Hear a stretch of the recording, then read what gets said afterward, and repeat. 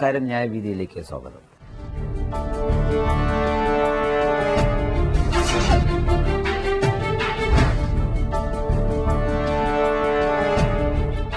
നിയമത്തിലെ പല കാര്യങ്ങളെക്കുറിച്ചാണ് നാം സംസാരിച്ചുകൊണ്ടിരിക്കുന്നത്. നിങ്ങൾ അയക്കുന്ന കത്തുകൾ ഞങ്ങൾക്ക് വളരെയധികം പ്രചോദനം നൽകുന്നുണ്ട്. അതിൽ ഇന്ന് കാര്യമായി ഒരു വ്യക്തിയുടെ കത്തിൽ നിന്നുമാണ് ഞങ്ങൾ ഈ വിഷയത്തിലേക്ക് കടക്കുന്നത്. അതായത് ഇന്ന് കേരളത്തിനകത്ത് ഈ വസ്തു തർക്കങ്ങൾ ധാരാളം ഉണ്ടാകുന്നുണ്ട്. സിവിൽ കേസുകൾ വളരെ വർഷങ്ങളായി ഇപ്പോഴും കോടതിയിൽ നിലനിൽക്കുന്നുണ്ട്. ഇതിനെല്ലാത്തിനും ഒരു ശാശ്വത പരിഹാരം ഉണ്ടാകാൻ വേണ്ടി ശ്രമിക്കുമ്പോൾ വക്കീൽ എന്ന് പറയുന്ന ആ സമൂഹം ഈ കേസ് നീട്ടിക്കൊണ്ടുപോകാൻ ശ്രമിക്കുന്നു എന്നാണ് ഒരാളുടെ പരാതി. അതിനോട് താങ്കൾ എങ്ങനെ യോജിക്കുന്നു?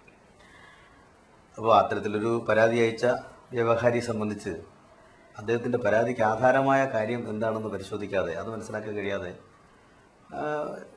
പൊതുവെ നമുക്ക് പറയാറുണ്ടല്ലോ, സിവിൽ കേസല്ലേ, അതിനൊരു 10-15 വർഷമാകും എന്നൊരു ധാരണ നമ്മുടെ ജനങ്ങൾക്കുണ്ടല്ലോ. ആ വിഷയത്തെ സംബന്ധിച്ച് അതുകൊണ്ട് തന്നെ ആ ഒരു പർട്ടിക്കുലർ കേസിനെ സംബന്ധിച്ച് എനിക്കൊരു വ്യക്തമായിട്ടുള്ള ഉത്തരം പറയാൻ വേണ്ടി കഴിയില്ല. പക്ഷേ താങ്കൾ ഇപ്പോൾ പറഞ്ഞ ഈ സിവിൽ കേസല്ലേ നീണ്ടുപോകും എന്ന ഒരു കാര്യം, പക്ഷെ അതിന് ഒരുപാട് മാറ്റം ഇപ്പോൾ വന്നിട്ടുണ്ട്. മുൻപ് സിവിൽ കേസുകൾ തീരുന്നതിലേക്ക് വേണ്ടിയിട്ട് ഈ പറഞ്ഞതിൽ ഒരുപാട് വർഷങ്ങൾ എടുക്കുമായിരുന്നുവെങ്കിൽ ഇന്നിപ്പോൾ പരമാവധി 1-2 വർഷത്തിനകത്ത് നമ്മുടെ സിവിൽ കേസുകൾ മുനിസിപ്പൽ കോടതികൾ, ഏറ്റവും താഴത്തെ കോടതികളിൽ തീരാറുണ്ട്. പക്ഷേ ഒരു കോടതി തീർപ്പ് കൽപ്പിച്ചതുകൊണ്ട് ആ കേസിൻ്റെ അന്തിമവിധിയാകുന്നില്ല. നമ്മുടെ നിയമ സംവിധാനം അനുസരിച്ച് അതിൽ ആക്ഷേപമുള്ളവർക്ക് അതിന് മുകളിലത്തെ കോടതിയിൽ അപ്പീൽ കൊടുക്കാം. അങ്ങനെ മുനിസിപ്പൽ കോടതിയിൽ വിധി വന്നു കഴിഞ്ഞാൽ ജില്ലാ കോടതിയിലും, ജില്ലാ കോടതിയുടെ വിധി ചോദ്യം ചെയ്ത് ഹൈക്കോടതിയിലും, ഹൈക്കോടതിയുടെ വിധി ചോദ്യം ചെയ്ത് സുപ്രീം കോടതിയിലും ഒക്കെ പോകാൻ കഴിയുന്ന നിയമ സംവിധാനമാണ് നമ്മുടെ നാട്ടിൽ നിലവിലുള്ളത്. അങ്ങനെ ഒരു 3-4 തട്ട് നിയമയുദ്ധം നടത്തി വരുമ്പോഴത്തേക്കും സ്വാഭാവികമായി വർഷങ്ങൾ നീണ്ടുപോകും. അല്ലാതെ സാധാരണ ഇതിലൊരു കേസ് ഫയൽ ചെയ്ത് നമ്മുടെ വിസ്താര കോടതിയിൽ അങ്ങനെ ഈ സിവിൽ കേസ് തീർന്നതിലേക്ക് വേണ്ടി ഇപ്പോൾ വലുതായിട്ട് കാലതാമസം വരുന്നില്ല. ഒരു 1-2 വർഷം കൊണ്ട് ഇത് കേസ് തീരുന്നതായിട്ടാണ് നമുക്ക് മനസ്സിലാക്കാൻ വേണ്ടി കഴിയുന്നത്. പിന്നൊരു കാര്യം, ഇപ്പോൾ സിവിൽ കേസുകളുടെ എണ്ണം വളരെ കുറവാണ്, പഴയതുപോലെയല്ല. പഴയതുപോലെ വസ്തുതർക്കങ്ങളില്ല. ഇന്നിപ്പോൾ നമ്മുടെ ഒരു വലിയ പട്ടണമായി മാറിക്കൊണ്ടിരിക്കുന്ന കേരളത്തിൽ 4 സെന്റിന്റെ 5 സെന്റിന്റെയും ഒക്കെ ഉടമകളാണ് ഓരോരുത്തരും. പണ്ട് 5 ഏക്കറിന്റെയും 10 ഏക്കറിന്റെയും ഉടമ എന്ന് പറയുമ്പോൾ ഞാനിപ്പോൾ 5 സെന്റിന്റെ ജമ്മി അല്ലെങ്കിൽ 4 സെന്റിന്റെ ജമ്മി എന്ന് പറയാൻ വേണ്ടി കഴിയുന്നു. ആ 5 സെന്റിന്റെ ജമ്മിക്കോ ചുറ്റുപാടും മതിലുമുണ്ട്. അപ്പോൾ അതുകൊണ്ട് തന്നെ അതിർത്തി തർക്കം, അതിന് തർക്കം വളരെ കുറവാണ്. സിവിൽ കേസുകളുടെ എണ്ണം വളരെ കുറവ്. അതുപോലെ തന്നെ പഴയ കുടുംബങ്ങൾ, തറവാടുകൾ, അതിന്റെ ഭാഗം വയ്പ്, അത്തരത്തിലുള്ള കേസുകളും ഒന്നും ഇപ്പോൾ അങ്ങനെ വലുതായിട്ടില്ല. അതുകൊണ്ട് തന്നെ ഇപ്പോൾ അഭിഭാഷകരെ സംബന്ധിച്ചിടത്തോളം, യുവ അഭിഭാഷകരെ സംബന്ധിച്ചിടത്തോളം ശരിക്കും അവർക്ക് ഒരു നല്ല സിവിൽ കേസ് കണ്ടോ കേട്ടോ നടത്തിയോ പഠിക്കാൻ പോലും പറ്റാത്ത സാഹചര്യമാണ് നമ്മുടെ പല കോടതികളിലും ഇപ്പോൾ ഉള്ളത്. ഗവൺമെന്റിന് എതിരായി കേസുകൾ കൊടുക്കാറുണ്ട്. അത് എത്രമാത്രം ജയിക്കുന്നുണ്ട്, തോൽക്കുന്നുണ്ട്? അത് കേസിന്റെ മെറിറ്റിനനുസരിച്ച്. സർക്കാരിനെതിരായി കൊടുക്കുന്ന കേസ് അല്ലെങ്കിൽ സർക്കാരിന് എതിരായി കൊടുക്കുന്ന കേസുകൾ പൂർണ്ണമായും ജയിക്കണം അല്ലെങ്കിൽ പൂർണ്ണമായും തോക്കണം എന്നില്ല. അത് മറ്റു വ്യക്തികൾക്കെതിരെ കൊടുക്കുന്ന കേസ് പോലെ തന്നെ സർക്കാരും കേസിൽ ഒരു കക്ഷി എന്നേ ഉള്ളൂ.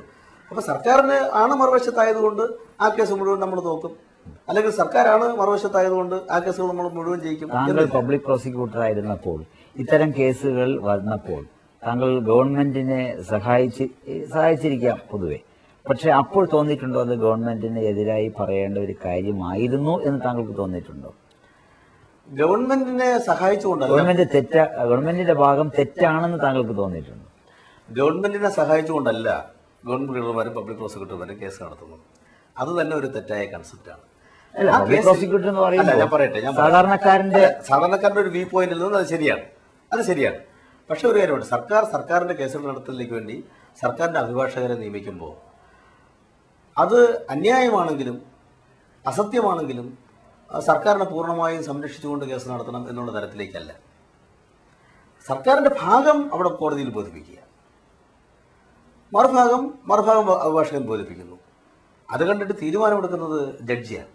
അപ്പോൾ സർക്കാരിന്റെ ഭാഗം നമ്മൾ ബോധിപ്പിക്കുക, വസ്തുതകൾ, സർക്കാരിന്റെ കേസുകൾ ലഭിക്കുന്ന സ്റ്റേറ്റ്മെന്റ് ഓഫ് ഫാക്ട്സ്, അത് നമ്മൾ പത്രികയുടെ രൂപത്തിലേക്ക് സമർപ്പിക്കുന്നു. വസ്തുതകൾ, അതിന് ഉപോത്ബലകമായിട്ടുള്ള റെക്കോർഡുകൾ, അത് കോടതിയുടെ ശ്രദ്ധയിൽ കൊണ്ടുവരികയും സർക്കാരിന്റെ ഭാഗത്ത് വീഴ്ച വരാതെ, കാരണം ഒരു കാരണവശാലും സർക്കാർ ആയിപ്പോയതുകൊണ്ട് ചിലപ്പോൾ സർക്കാരിന്റെ കേസല്ലേ എന്നുകൊണ്ട് നോക്കാം, അങ്ങനെയല്ല. സർക്കാരാണെങ്കിലും എന്താണോ ശരി, എന്താണോ സത്യം, അതുമായി ബന്ധപ്പെട്ട രേഖകളുണ്ട്, അത് കോടതിയുടെ ശ്രദ്ധയിൽപ്പെടുത്തുകയും ശരിയായിട്ടുള്ള തീരുമാനം എടുക്കുന്നതിലേക്ക് വേണ്ടി കോടതിയെ സഹായിക്കുകയും ചെയ്ത്, അതാണ് ഇരുഭാഗം അഭിഭാഷകരുടെയും ചെയ്തത്. തീരുമാനമെടുക്കുന്ന കോടതിയാണ്. പണ്ട് ഇപ്പോൾ തിരുവനന്തപുരം കോടതിക്ക് ചുറ്റുമായിട്ട് ഏകദേശം എത്ര അഡ്വക്കേറ്റ്സ് കാണും? നമ്മുടെ ഇപ്പോൾ തിരുവനന്തപുരം ബാറിൽ 4000-ലധികം അഭിഭാഷകർ. ഈ 4000 പേർക്കും ആവശ്യമായ കേസുകൾ വരുന്നുണ്ടോ? അല്ല, 4000-ലധികം അഭിഭാഷകർ അവിടെ എന്നോട് ഇത് തിരുവനന്തപുരം ബാറിൽ രജിസ്റ്റർ ചെയ്ത് പ്രവർത്തിക്കുന്ന അഭിഭാഷകരെ പ്രാക്ടീസ് ചെയ്യുന്നുണ്ടെങ്കിലും റോളിൽ ഉണ്ടെങ്കിലും ആക്റ്റീവ് പ്രാക്ടീസ് ഉള്ള ഒരു 2000-2500 അഭിഭാഷകർ 2500 അഭിഭാഷകർക്കുള്ള കേസുകൾ ഉണ്ട്. തീർച്ചയായിട്ടും ഉണ്ട്. തീർച്ചയായിട്ടും ഉണ്ട്. അപ്പോൾ കുറ്റകൃത്യങ്ങൾ കൂടുന്നുണ്ടെന്നുള്ളതാണ്. അല്ല, നമ്മൾ ആ കുറ്റകൃത്യങ്ങൾ എന്ന് പറയുമ്പോഴത്തേക്കും അത്തരത്തിലുള്ള ഇന്ത്യൻ ശിക്ഷാ നിയമത്തിന് ആയി ബന്ധപ്പെട്ട കുറ്റകൃത്യങ്ങൾ എന്നുള്ള രൂപത്തിലേക്ക് കാണരുത്. കൊലപാതകം, മോഷണം, അത്തരത്തിലേക്ക് കാണരുത്. ഞാൻ പറഞ്ഞില്ല, പുതിയ പുതിയ നിയമങ്ങൾ വന്നു. അങ്ങനെ പുതിയ പുതിയ നിയമങ്ങൾ വന്നപ്പോൾ അതിനനുസരണമായി വ്യവഹാരത്തിന് പുതിയ രീതിയും ഭാവവും ഒക്കെ ഉണ്ടായി.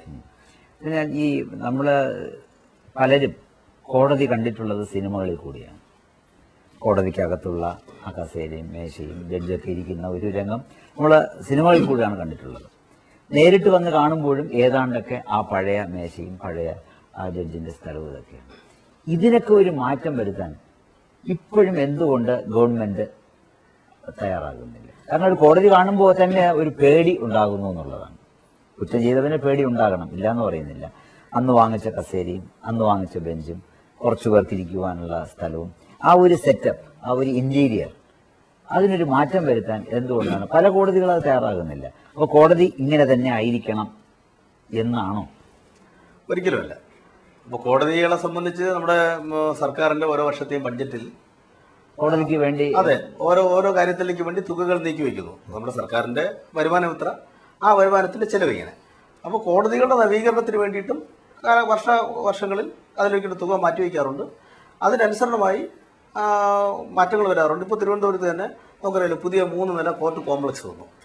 അപ്പോൾ നേരത്തെ കുടുസുമുറികളിൽ പ്രവർത്തിച്ചിരുന്ന മജിസ്ട്രേറ്റ് കോടതികളും മുനിസിപ്പൽ കോടതികളിലേക്ക് പുതിയ കോടതികളിലേക്ക് മാറി. അങ്ങനെ അത്തരത്തിലുള്ള ഗുണപരമായ മാറ്റം വരുന്നുണ്ട്. അതുപോലെ തന്നെ കമ്പ്യൂട്ടറൈസേഷൻ. അപ്പോൾ അത്തരത്തിലുള്ള മാറ്റങ്ങൾ ആയിട്ടുണ്ട്. അതുകൊണ്ട് ഇപ്പോൾ നമ്മുടെ സുപ്രീം കോടതിയിലെയും ഹൈക്കോടതിയുടെയും ഒക്കെ ജഡ്ജ്മെന്റുകളെല്ലാം ഇപ്പോൾ ഫിംഗർ ടിപ്സിലാണ് എന്ന് നമുക്ക് പറയാൻ കഴിയുന്ന തരത്തിലാണ് അത് അത്തരത്തിലുള്ള മാറ്റങ്ങൾ വരുന്നുണ്ട്. നമ്മുടെ ജില്ലാ കോടതിയിൽ പോലും ഇവിടെയും എല്ലാം കമ്പ്യൂട്ടറൈസ്ഡ് ആണ്. എല്ലാം സ്റ്റാറ്റിസ്റ്റിക്സ്. സാധാരണ ഒരു വ്യക്തിക്കുള്ള സംശയം, നമുക്ക് കോടതിയുടെ വക്കീലിനെ കാണാതെ തന്നെ കോടതിയിൽ തന്നെ ഇതിനെപ്പറ്റി സംശയം ദൂരീകരിക്കുന്നതിനുള്ള ഏതെങ്കിലും കൗണ്ടറുകളോ പോയിന്റുകളോ കോടതികളിലുണ്ടോ? ഉണ്ട്. നമുക്ക് നമ്മുടെ ഇപ്പോൾ ലീഗൽ സർവീസസ് അതോറിറ്റി അത് സൗജന്യമായി കൊടുക്കുന്ന സേവനം. അതല്ലാതെ പെട്ടെന്ന് ഒരു നിയമത്തിന്റെ കാര്യങ്ങൾ മനസ്സിലാക്കുവാൻ വേണ്ടി എന്തെങ്കിലും ഒരു കൗണ്ടർ പ്രവർത്തിക്കുന്നുണ്ടോ? അത്തരത്തിലൊരു കൗണ്ടർ പ്രവർത്തിക്കുന്നില്ല. വക്കീലിനെ തന്നെ അതെ, ഭാഷയെ കാണുക എന്നുള്ളതാണ് മറ്റൊരു. ലീഗൽ സർവീസ് അതോറിറ്റിയിൽ നിന്നും അത്തരത്തിലുള്ള സൗജന്യമായിട്ടുള്ള സേവനം അത് എല്ലാവർക്കും കൊടുക്കുന്നുണ്ടോ? അതിന് ഒരു ലിമിറ്റ്? അല്ല, എല്ലാവർക്കും അതോറിറ്റിയെ സമീപിക്കുന്ന എല്ലാവർക്കും അതിൻ്റെതായിട്ടുള്ള സേവനം നൽകുന്നുണ്ട്. തിരുവനന്തപുരത്ത് ബ്രാഞ്ച് ഉണ്ടോ? തിരുവനന്തപുരത്തുണ്ട്. എന്ന് മാത്രമല്ല, നമ്മളിപ്പോൾ കേസ് ആകുന്നതിന് മുമ്പ് തന്നെ പ്രീ ലിറ്റിഗേഷൻ, കേസ് ആകുന്നതിന് മുമ്പ് തന്നെ അവർക്ക് പരാതി കൊടുത്താൽ, ഞാൻ നേരത്തെ മുൻപൊരു എപ്പിസോഡിൽ പറഞ്ഞതുപോലെ 2ാം ശനിയാഴ്ചകളിൽ നടക്കുന്ന നീതിമേളകളിൽ എതിർകക്ഷിയെ വിളിച്ചു വരുത്തി സെറ്റിൽ ചെയ്യാൻ വേണ്ടിയിട്ടുള്ള പരിശ്രമവും കൂടെ അവർ നടത്തുന്നുണ്ട്. അത് ഈ പ്രീ ലിറ്റിഗേഷൻ നടത്തുന്ന ഓഫീസ് നമ്മുടെ തിരുവനന്തപുരം കോടതിക്കകത്താണ്. ഉണ്ട്. അവിടെ എല്ലാവർക്കും സൗജന്യ നിയമസഹായം. അവിടെ അങ്ങനെ തന്നെ ബോർഡ് പ്രദർശിപ്പിച്ചിട്ടുണ്ട്. സൗജന്യ നിയമസഹായമാണ് അവിടെ. നിയമസഹായം ലഭിക്കാറുണ്ടോ? എല്ലാവർക്കും ഉണ്ട്. അവർ വരുന്നവർ അത്തരത്തിൽ മറ്റു പരാതികളൊന്നും തന്നെ കേട്ട് വളരെ തൃപ്തികരമായിട്ട് അത് പ്രവർത്തിക്കുന്നു എന്നാണ് മനസ്സിലാക്കാൻ കഴിയുന്നത്. അത് ശരി.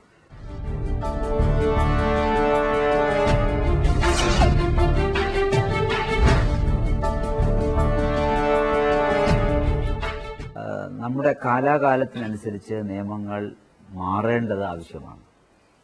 അത് തീരുമാനിക്കേണ്ടത് നമ്മളൊന്നുമല്ല, ഉയർന്ന അധികാരികൾ തന്നെയാണ്. പക്ഷെ ആ കാലാകാലത്തിന് മാറ്റേണ്ട ആ മാറ്റങ്ങൾ അത് വരുത്തുവാൻ വേണ്ടിയുള്ള ഒരു പ്രേരണ, അല്ലെങ്കിൽ അതിനു വേണ്ടിയുള്ള ഒരു റിക്വസ്റ്റ് അല്ലെങ്കിൽ അപ്പീൽ നമ്മുടെ പല കോടതികളിൽ നിന്നും പോകാറുണ്ടോ? ഉണ്ട്, തീർച്ചയായും. ഇപ്പോൾ പല വിഷയങ്ങളിലും സുപ്രീം കോടതിയും അതുപോലെ തന്നെ ഹൈക്കോടതികളും ഒക്കെ വിധിന്യായങ്ങൾ പുറപ്പെടുവിപ്പിക്കുമ്പോൾ പല വിഷയങ്ങളെ അവർ ചൂണ്ടിക്കാണിക്കാറുണ്ട്. ഇതിൽ മാറ്റം വരുത്തേണ്ടതുണ്ട്. അതുകൊണ്ട് തന്നെ ഇത് സർക്കാരിലേക്ക്, ഗവൺമെന്റിലേക്ക് ഇത് അയച്ചു കൊടുക്കണം, ഈ വിധിന്യായം അയച്ചു കൊടുക്കണം, ഈ വിഷയം പരിശോധിക്കണം എന്ന് പറയാറുണ്ട്. അതുപോലെ തന്നെ നമ്മുടെ bar council of India, bar council of Kerala ഒക്കെ അത്തരത്തിലുള്ള വിഷയങ്ങൾ, അതുപോലെ നിയമ രംഗത്ത് പ്രവർത്തിക്കുന്ന മറ്റു സംഘടനകൾ, ഇപ്പോൾ നമുക്ക് അറിയാമല്ലോ നമ്മുടെ സമൂഹത്തിൽ വനിതാ ക്ഷേമ രംഗത്ത് പ്രവർത്തിക്കുന്ന ചില സംഘടനകളുണ്ട്. അങ്ങനെയൊക്കെയുള്ള പല സംഘടനകൾ, അത്തരത്തിലുള്ള സംഘടനകളടക്കം ഇന്ത്യയിലെ കാര്യങ്ങൾ മാറ്റം വരുത്തണം, നിയമത്തിൽ മാറ്റം വരുത്തണം എന്നാവശ്യപ്പെടാറുണ്ട്. പൊതുസമൂഹം ആവശ്യപ്പെടാറുണ്ട്. ഇപ്പോൾ ഫ്രാറ്റ് പോലുള്ള സംഘടനകൾ പോലും അത്തരത്തിലുള്ള ആവശ്യങ്ങൾ മുന്നോട്ട് വെച്ചിട്ടുണ്ട്. അപ്പോൾ അത്തരത്തിലുള്ള ആവശ്യങ്ങൾ ഒക്കെ തന്നെ പരിഗണിക്കേണ്ടത് ലെജിസ്ലേച്ചറാണ്, നിയമനിർമ്മാണ സഭയാണ്. അത്തരത്തിൽ സമൂഹത്തിൽ നിന്ന് ഉയർന്നു വരുന്ന അഭിപ്രായങ്ങൾക്കനുസരണമായിട്ട് പല മാറ്റങ്ങളും നിയമത്തിലുണ്ടായിട്ടുണ്ട്, പുതിയ നിയമങ്ങളും ഉണ്ടായിട്ടുണ്ട്. ഇപ്പോൾ നമുക്ക് വെള്ളായണിയിൽ നിന്നും വന്ന ഒരു കത്തിൻ്റെ അടിസ്ഥാനം എന്താണെന്ന് പറഞ്ഞിരുന്നാൽ കോടതികളിലും അഴിമതികൾ ഉണ്ട് എന്നാണ് പറയുന്നത്. അതിനോട് താങ്കൾ എങ്ങനെ യോജിക്കും? അയാൾ അതിൽ കാര്യങ്ങൾ പറയുന്നത് എന്താണെന്ന് പറഞ്ഞാൽ ഒരു പ്രത്യേക ജഡ്ജിൻ്റെ ആ സിറ്റിംഗ്, ആ ബെഞ്ചിൽ ആ കേസ് പോവുകയാണെങ്കിൽ തീർച്ചയായിട്ടും നമുക്ക് അതിൽ നല്ലൊരു വിധി കിട്ടും. അല്ല മറ്റൊരു ജഡ്ജിൻ്റെ കേസ് ബെഞ്ചിൽ പോവുകയാണെന്നുണ്ടെങ്കിൽ അത് തീർച്ചയായിട്ടും തള്ളപ്പെടും. ഇങ്ങനെയുള്ള ചെറിയ വ്യത്യാസങ്ങൾ കാണുന്നതിൻ്റെ കാര്യം എന്താണ്? അല്ല, അതിൽ ഇപ്പോൾ അദ്ദേഹത്തിൻ്റെ പ്രത്യേക ആ കത്തിൻ്റെ ഉള്ളടക്കത്തിലേക്ക് ഞാൻ കിടക്കുന്നില്ല. ഇപ്പോൾ ന്യായാധിപന്മാർ നിയമത്തിൻ്റെ ചട്ടക്കൂടിനകത്ത് നിന്നുകൊണ്ട് ആ നിയമത്തെ വ്യാഖ്യാനിക്കുന്നു. ഇപ്പോൾ ഒരു നിയമം ഒരു ജഡ്ജി വ്യാഖ്യാനിക്കുന്ന തരത്തിലായിരിക്കണമെന്നില്ല മറ്റൊരു ജഡ്ജി വ്യാഖ്യാനിക്കുക. അപ്പോൾ ചില പ്രത്യേക നിയമങ്ങളിൽ ഓരോ ജഡ്ജസിൻ്റെയും വ്യൂസ് ഒരു പക്ഷേ വ്യത്യസ്തമായിരിക്കാം. ഇപ്പോൾ ഇത് അവിടെ പ്രാക്ടീസ് ചെയ്യുന്ന ആ കോടതികളിൽ സ്ഥിരം പ്രാക്ടീസ് ചെയ്യുന്ന അഭിഭാഷകർക്ക് അറിയാൻ വേണ്ടി കഴിയും, ഇന്ന ജഡ്ജ് ഇന്ന നിയമവുമായി ബന്ധപ്പെട്ട് വരുന്ന കേസിനകത്ത് കുറച്ച് സ്ട്രിക്റ്റ് ആയിട്ടുള്ള സമീപനം എടുക്കുന്ന ജഡ്ജാണ്. അപ്പോൾ ഒരു പക്ഷേ കക്ഷിയോട് പറയും, നമുക്കൊരു കാര്യം ചിലപ്പോൾ വെയിറ്റ് ചെയ്യാം, മറ്റൊരു ബെഞ്ചിലേക്ക് അടുത്തൊരു റൊട്ടേഷൻ വരുമ്പോൾ, ജഡ്ജസിൻ്റെ റൊട്ടേഷൻ വരുമ്പോഴത്തേക്കും അത്തരത്തിൽ നമുക്ക് നമ്മുടെ ലക്ക് ട്രൈ ചെയ്യാം. അപ്പൊ നിങ്ങളൊരു രക്ഷപ്പെടുത്തൽ നിങ്ങളവിടെ ചെയ്യുന്നില്ലേ? അല്ല, എന്നുള്ള ഒരു തരത്തിലേക്ക് ഒന്നും രക്ഷപ്പെടുത്തലൊന്നുമില്ല. നമ്മളിപ്പോൾ സ്വാഭാവികമായി കക്ഷിയുടെ ഒരു ഇൻട്രസ്റ്റ്, ക്ലയന്റിന്റെ ഒരു ഇൻട്രസ്റ്റ് അത് ശരിയാണെങ്കിൽ, ഇപ്പം ഏത് ജഡ്ജി വന്നാലും ഒരുപക്ഷെ ഈ നിയമത്തിൽ അതേ ഉണ്ടാകുന്നിരിക്കും. പക്ഷെ എന്നാലും ചില കേസുകൾ മാർജിനൽ കേസസ് നമുക്ക് പറയാമല്ലോ, അങ്ങോട്ടോ ഇങ്ങോട്ടോ സംഭവിക്കാന്നുള്ളത്. എന്നാൽ അതുകൊണ്ട് മറ്റൊരാൾക്ക് വലിയ ദോഷം വരാത്ത, അല്ലെങ്കിൽ പൊതുസമൂഹത്തിന്റെ ചിന്താഗതിക്ക് ദോഷം വരാത്ത ഒക്കെയുള്ള വിഷയങ്ങളുണ്ട്.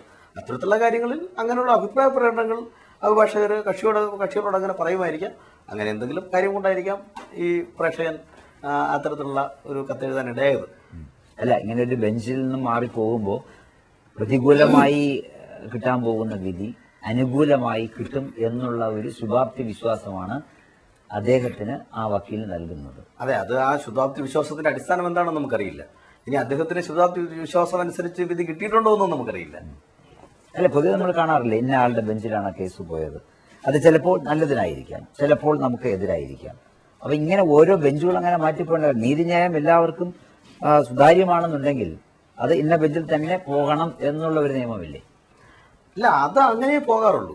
അപ്പോഴാ സമയത്ത് ആ സബ്ജക്റ്റ് കേൾക്കുന്ന ജഡ്ജിന്റെ മുന്നിൽ മാത്രമേ അത് പോകൂ, വേറൊരു ജഡ്ജിന്റെ മുന്നിൽ പോകില്ല. ഞാൻ പറഞ്ഞത് ഒരു ഡിലേയിങ് ടാക്ടിക്സ് എടുക്കാറുണ്ട്. ഇപ്പോൾ ഓരോ വെക്കേഷൻ കഴിയുമ്പോൾ സ്വാഭാവികമായി ജഡ്ജസിൽ ഓരോ ബെഞ്ചുകൾ മാറി വരുമ്പോൾ മറ്റേതെങ്കിലും ജഡ്ജി വന്നാലോ എന്നുള്ള തരത്തിലേക്ക് വെയിറ്റ് ചെയ്യാറുണ്ടെന്നുള്ളത് മാത്രമേ. അല്ലാതെ ഒരു കേസ് ഒരു ബെഞ്ച് കേൾക്കേണ്ട അതിൽ വരേണ്ട കേസ് മറ്റൊരു ബെഞ്ചിലേക്ക് അങ്ങനെ മാറ്റി പോസ്റ്റ് ചെയ്യാറില്ല. നമുക്ക് ഏതെങ്കിലും ഒരു കേസ് വാദിക്കണമെങ്കിൽ അത് വക്കീലിന്റെ സഹായം കൂടാതെ സ്വയമേ ആ തെറ്റുകാര്യങ്ങൾ പറയുവാനുള്ള സംവിധാനം ഇപ്പോഴും ഉണ്ടല്ലോ. ഉണ്ട്, തീർച്ചയായിട്ടും. എത്രമാത്രം ഇവിടെ പ്രാക്ടിക്കലായിട്ട് വർക്ക് ചെയ്യുന്നുണ്ട്? അത് സാധാരണഗതിയിലുള്ള ആളുകളൊന്നും തന്നെ അങ്ങനെ ഓപ്റ്റ് ചെയ്യാറില്ല. കാരണം അപ്പോൾ നിയമത്തെക്കുറിച്ചുള്ള കൂടുതൽ അറിവ് എല്ലാവർക്കും ഉണ്ടാവണമെന്നില്ല. ഈ കേസിനെ സംബന്ധിച്ചിടത്തോളം രണ്ട് കാര്യങ്ങളാണ്. ഒന്ന് ഫാക്ട്, വസ്തുതകൾ, മറ്റൊന്ന് നിയമം. ഈ വസ്തുതകളും നിയമവും കൂടെ കൂട്ടിച്ചേർത്തിട്ട് കോടതിയിൽ സബ്മിറ്റ് ചെയ്തെങ്കിൽ മാത്രമേ നമുക്ക് അനുകൂലമായി നമ്മുടെ ഭാഗം അവിടെ അത്തരത്തിൽ ഫലപ്രദമായി നമുക്ക് പറയാൻ വേണ്ടി കഴിയും. അതിൽ വസ്തുതകളെ സംബന്ധിച്ചിടത്തോളം ഒരു വ്യവഹാരിക്ക് അറിവുണ്ടാകാം. വസ്തുതകളും തെളിവുകളും തമ്മിൽ എന്തുമാത്രം ബന്ധമുണ്ട്? കോടതിക്ക് വേണ്ടത് തെളിവാണല്ലോ. അതെ, പക്ഷെ വസ്തുതകൾ ചിലപ്പോൾ മറന്നു പോകുന്നു, അത് മറച്ചു വയ്ക്കപ്പെടുന്നു. അല്ല, അതാണ് ഞാൻ ആദ്യമേ കഴിഞ്ഞൊരു എപ്പിസോഡിൽ തന്നെ പറഞ്ഞത്. സത്യസന്ധമായി കേസുകൾ അന്വേഷിക്കുന്ന ഒരു ഉദ്യോഗസ്ഥർ, സത്യം കോടതിയിൽ ബോധിപ്പിക്കാൻ തയ്യാറുള്ള കക്ഷികളും സാക്ഷികളും ഉണ്ടെങ്കിൽ സ്വാഭാവികമായിട്ട് ഇത്തരത്തിലുള്ള ആശങ്കയ്ക്ക് അടിസ്ഥാനമില്ലല്ലോ. നമ്മൾ അന്വേഷണ ഉദ്യോഗസ്ഥരെ മാത്രം കുറ്റം പറയുമ്പോൾ എത്ര ആളുകൾ ഇപ്പോൾ നമ്മുടെ ചുറ്റുപാടും തന്നെ ഉണ്ടാകുന്ന, നമ്മുടെ മുന്നിൽ വെച്ച് നടക്കുന്ന ഒരു സംഭവത്തിന് സാക്ഷിയാകാൻ വേണ്ടി ഞാൻ തയ്യാറുണ്ടോ, നമ്മൾ തയ്യാറുണ്ടോ, നമ്മുടെ സമൂഹത്തിൽ എത്ര ആളുകൾ തയ്യാറുണ്ടോ നമ്മൾ പരിശോധിക്കേണ്ടേ. നമ്മൾ മറ്റുള്ളവരെ കുറ്റം പറയും, ആ കേസ് കോടതി വിട്ടുകളഞ്ഞു എന്ന് പറയും.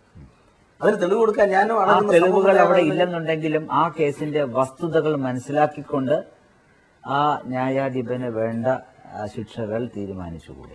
അല്ല, വസ്തുതകൾ എവിടെ നിന്നാണ് കിട്ടുക? സാക്ഷികളിലൂടെ. അതെ അല്ലേ? ഇപ്പോ നിരപരാധിയായ ഒരു മനുഷ്യൻ ശിക്ഷിക്കപ്പെടാൻ പാടില്ല. അപ്പൊ അതുകൊണ്ട് തന്നെ തെളിവുകൾക്കാണ് പ്രാധാന്യം.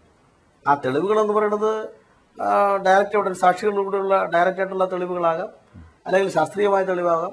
ഇപ്പൊ എല്ലാ കേസിനകത്തേക്കും അത്തരത്തിലുള്ള ശാസ്ത്രീയമായ സാഹചര്യ തെളിവുകൾ ഉണ്ടാവണമെന്നില്ല. സാഹചര്യ തെളിവുകളുള്ള കേസുകളിലാണെങ്കിൽ ഇപ്പൊ ഡയറക്റ്റ് എവിഡൻസ് ഇല്ലാത്ത, അതായത് ദൃക്സാക്ഷികളില്ലാത്ത സാഹചര്യ തെളിവുകൾ മാത്രമുള്ള കേസുകളാണെങ്കിൽ താങ്കൾ പറഞ്ഞത് ശരിയാണ്. അതേസമയം ദൃക്സാക്ഷികളുള്ള കേസുകളാണെങ്കിൽ തീർച്ചയായിട്ടും ആ ദൃക്സാക്ഷികൾ കോടതിയിൽ പറയാതിരുന്നാൽ പിന്നെ കോടതിക്കൊന്നും ചെയ്യാൻ വേണ്ടി കഴിയില്ല.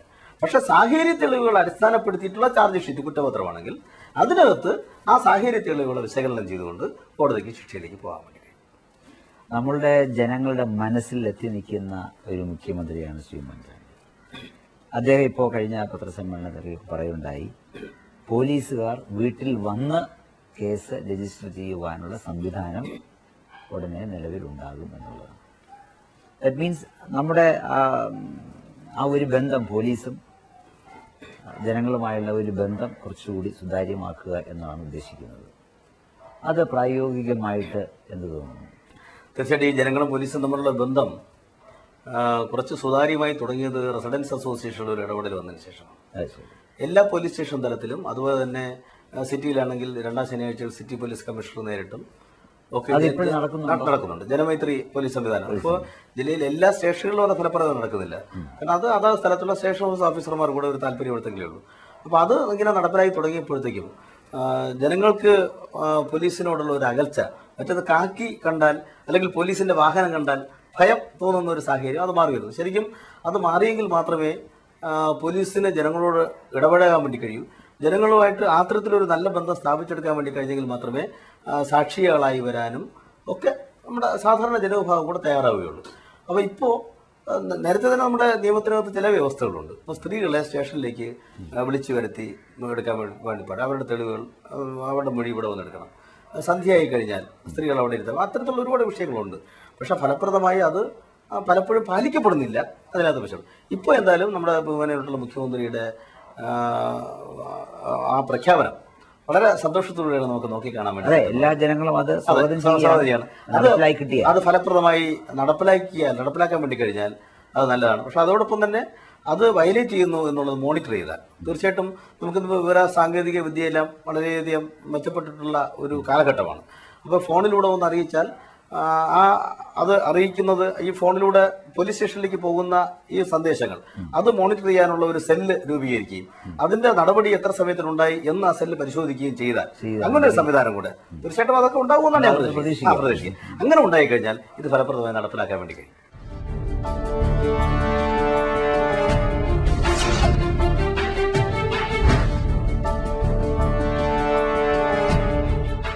ഇപ്പോൾ ഇനിയും നമുക്ക് പറയുവാനുണ്ട്, ഒരുപാട് സംശയങ്ങൾ തീർക്കുവാനുണ്ട്. ഒരു വ്യക്തിയെ അറസ്റ്റ് ചെയ്യുമ്പോൾ പാലിക്കേണ്ട നമ്മുടെ ചില കാര്യങ്ങൾ, അറസ്റ്റ് ചെയ്തു കഴിഞ്ഞാൽ എന്താണ് അതിൻ്റെ അടുത്ത സ്റ്റെപ്പ്, വക്കീലിനെ എപ്പോൾ കാണും, ഇമാതിരിയുള്ള ഒരുപാട് സംശയങ്ങൾ ചോദിച്ചുകൊണ്ടുള്ള കത്തുകൾ ഞങ്ങൾക്ക് ലഭിച്ചുകൊണ്ടിരിക്കുന്നുണ്ട്. എന്തായിരുന്നാലും ഇതിനെക്കുറിച്ചുള്ള സംശയങ്ങൾ തീർച്ചയായും ശ്രീ അഡ്വക്കേറ്റ് ഭരണ്യം ദേവകുമാർ ഇതിന് മറുപടി നൽകുന്നതായിരിക്കും. വീണ്ടും അടുത്ത ഒരു എപ്പിസോഡ് വരെ കാത്തിരിക്കുക. നന്ദി, നമസ്കാരം.